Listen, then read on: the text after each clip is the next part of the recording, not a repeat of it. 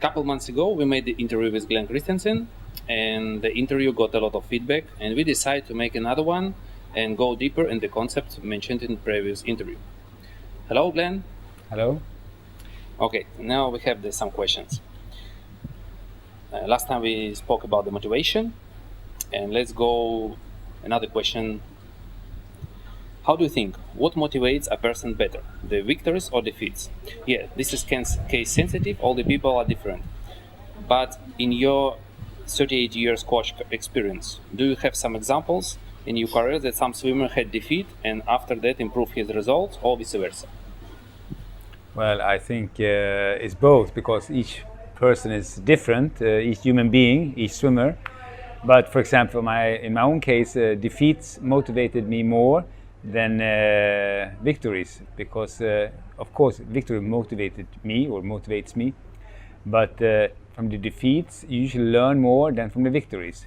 When you have a defeat, you start reflecting and thinking about what you can improve, how you can get better, how you can win.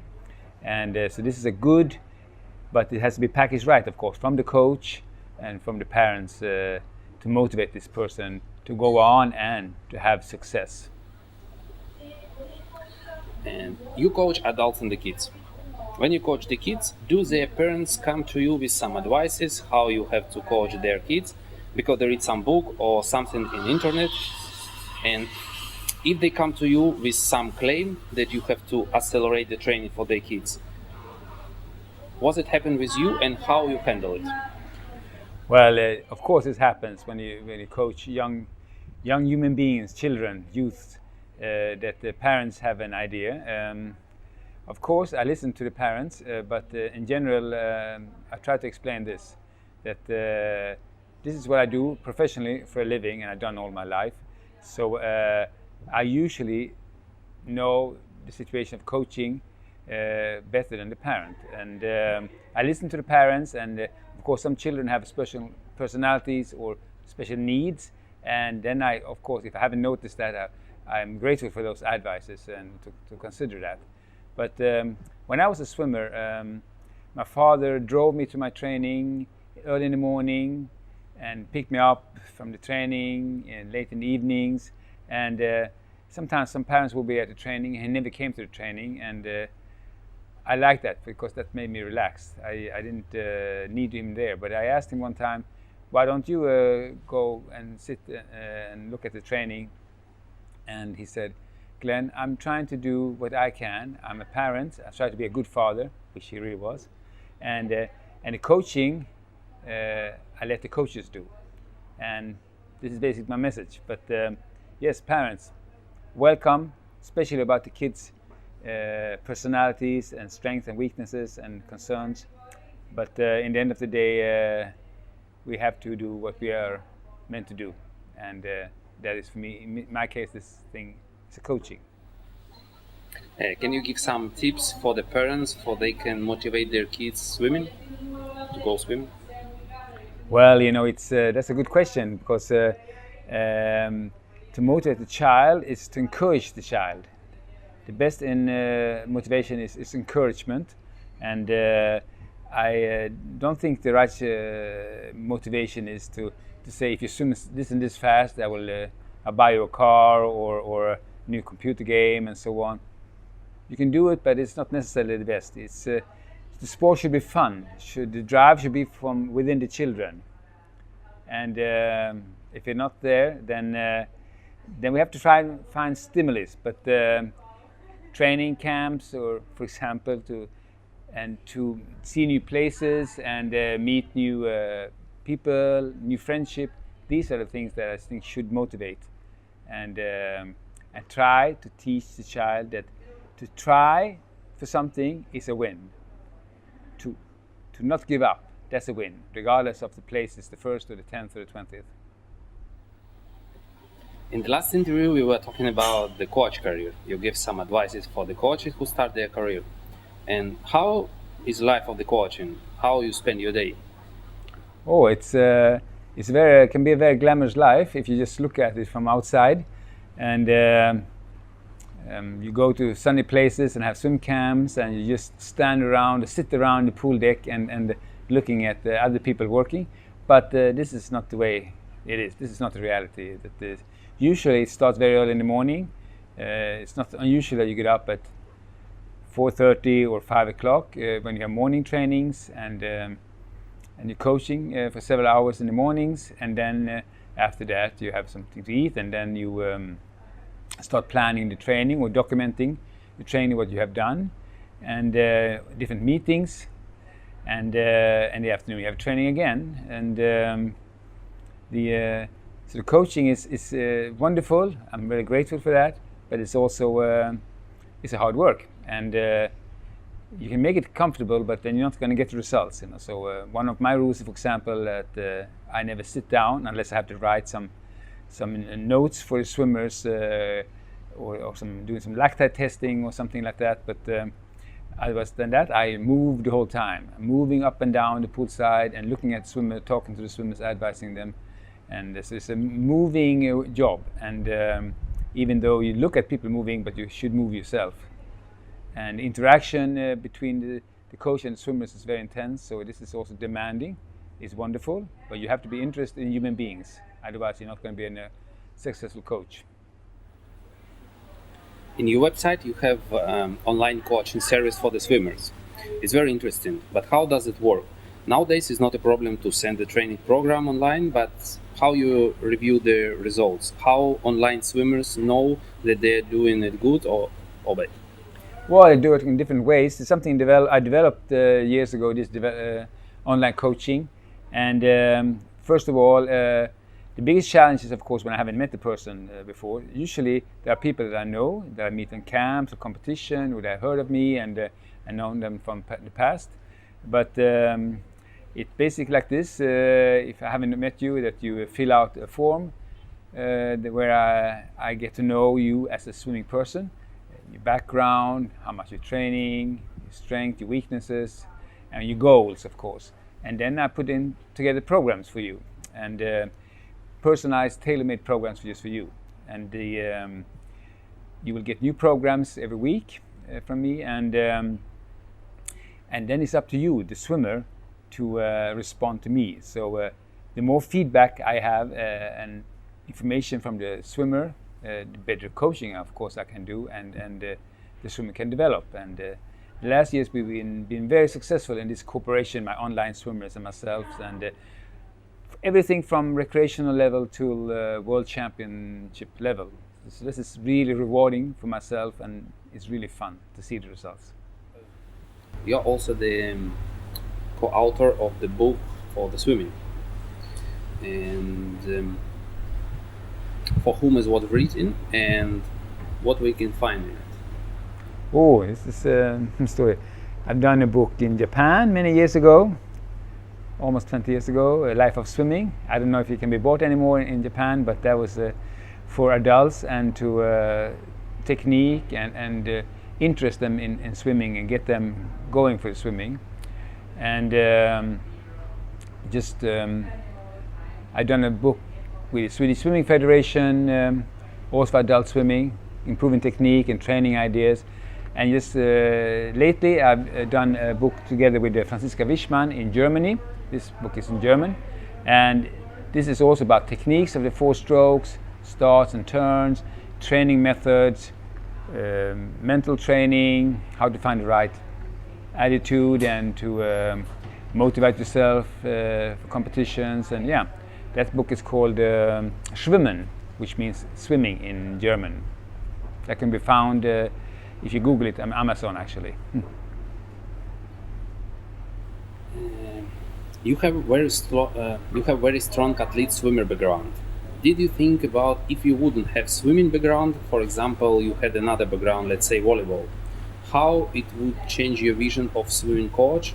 Because some swimming coaches don't have swimming background; they come from another sports. I know this, and I also had coaches who were not swimmers in the past, and also successful coaches. So this is okay, but then it demands more from the coach. The coach must study a lot and also be very, very interested in sport and understand the sport. And I think one of my advantages is, of course, that you don't have to be a good coach just because you were a good swimmer. But I also studied, and I'm a listening person, reflecting person, so I hope and think I've developed over the years more and more from being a swimmer or to be a coach. So it helps me because I can relate very much to the swimmers, young and old, and even now I get in and I train every day, and so I know the pain you can feel when you're training really hard, and I still know it. I haven't forgotten that. So and also the struggles or challenges you have with technique sometimes, and the starts and turns and the training. So it's it helps me a lot that I'm still an active swimmer. Okay, let's talk about a little bit inspiration. In your website, I found a letter from a boy whose name is Tarek. He wrote, "Believing in myself, that's what Glen Christiansen taught me. His life has been an inspiration to me. I thought that starting swimming at age of 12 would be late, but when I learned that Glen has started at his age too, it made me more confident. I lived ups and downs like he did, and sometimes I wanted to give up. But there was something inside me telling me not to. I didn't stop swimming. I trained for 2 years and became one of the national champions in my country." He was very inspired about your story of becoming a world champion. How hard was it to train? But you have another story. After the accident, what happened with you in 2013? You had to learn to speak, to eat, to walk, to swim. Your story could be a source of inspiration for other people. Could you share it? Oh yeah, well that's a sensitive theme, but I think I survived all this in order to inspire other people to overcome challenges or difficulties in life. And it doesn't necessarily have to be what happened to me, but I look back at it now, and I say that 2013 was a fantastic year. It was a great year, and people look at me in surprise and say, "Ooh, but this is when you had your accident." Yes, it was. I fell down 2 meters from a stair, and I broke my cranium, my skull, from left to right ear. Fell in coma. I was in coma for over 3 weeks, and woke up 20 kilos lighter and paralyzed on the left side in a bed. And I, from there on,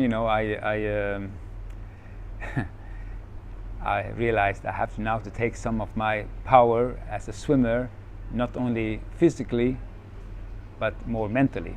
And what I learned through my sports career, for example, losing an Olympic gold medal, is that never give up, hang in there, step by step, go forward.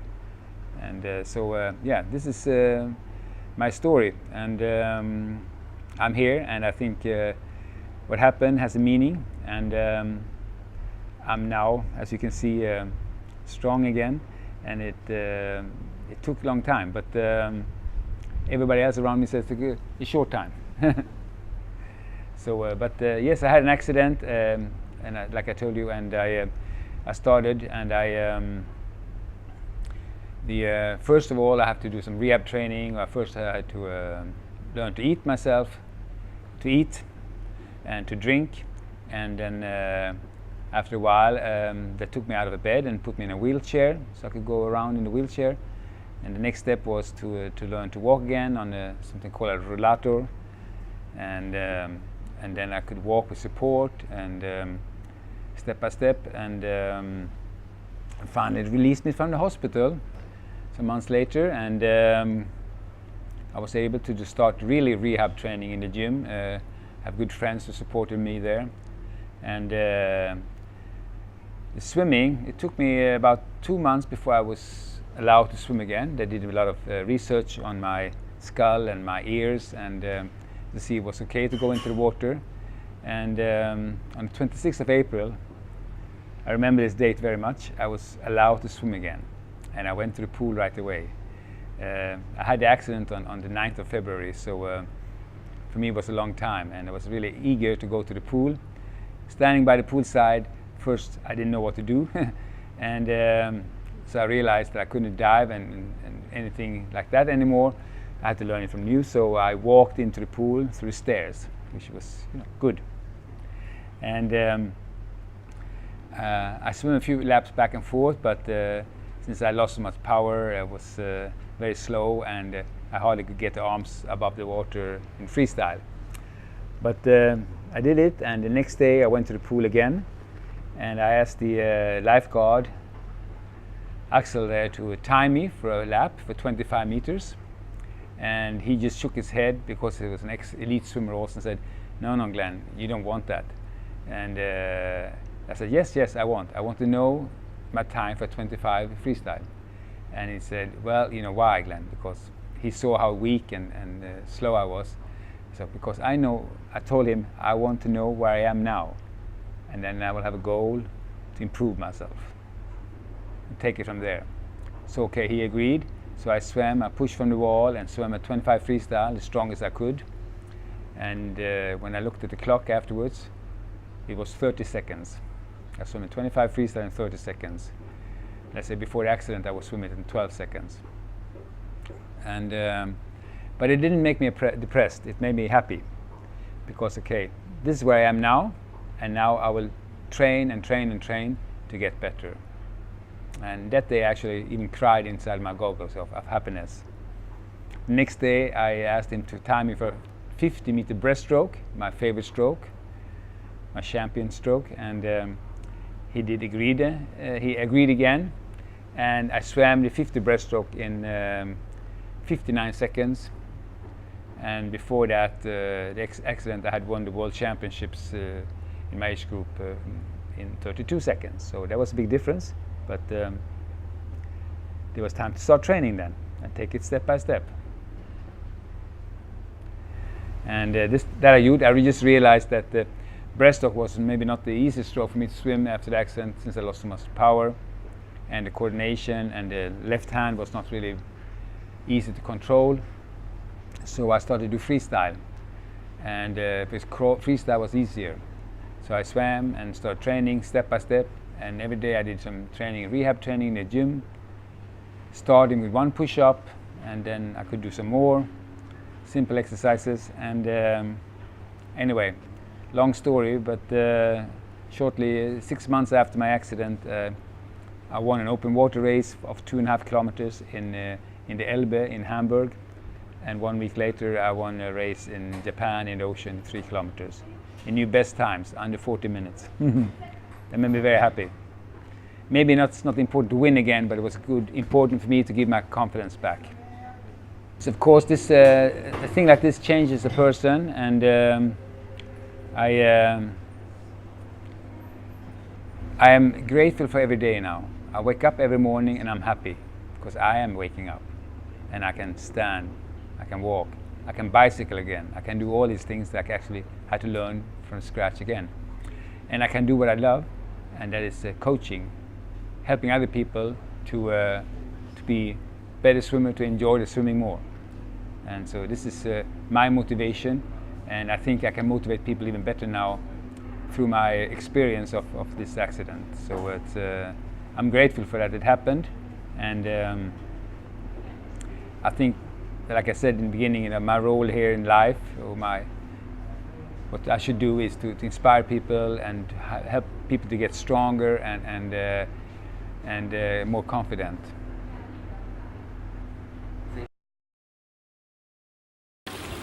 Now let's go.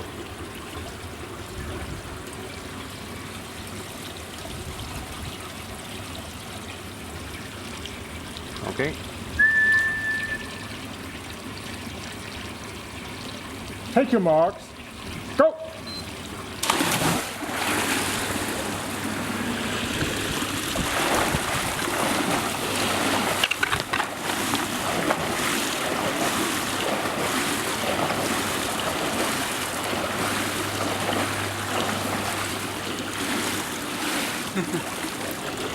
Fun. Glenn, that's fine. Let me see. Well, at least much better than 30 seconds.